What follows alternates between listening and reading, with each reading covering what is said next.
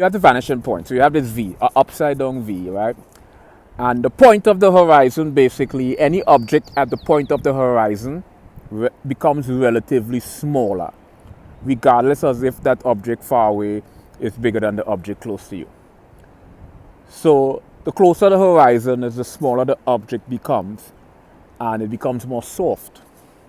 You know, things that our eyes or optical illusion, we are jaded to this phenomenon that things at far distance tend to appear more soft. We're oblivious to this, or we are aware but oblivious.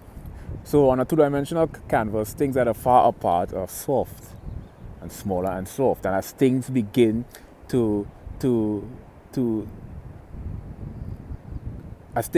follow this upside down V and then extend towards you, it becomes bigger and brighter.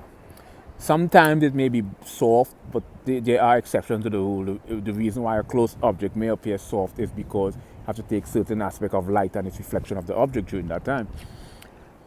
So three-dimensional illustration on a two-dimensional surface has a lot to do with following this vanishing point with these the upside-down perpendicular angles.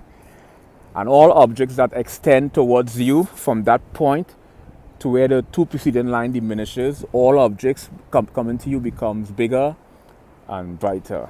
Well, not brighter, not as soft.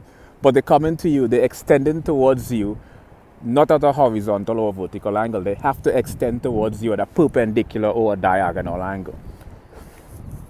So this perpendicular and diagonal angle illustrate is a substitute for the up-down. What perpendicular and diagonal angle does on the vanishing point is it's what gives the optical illusion of up-down.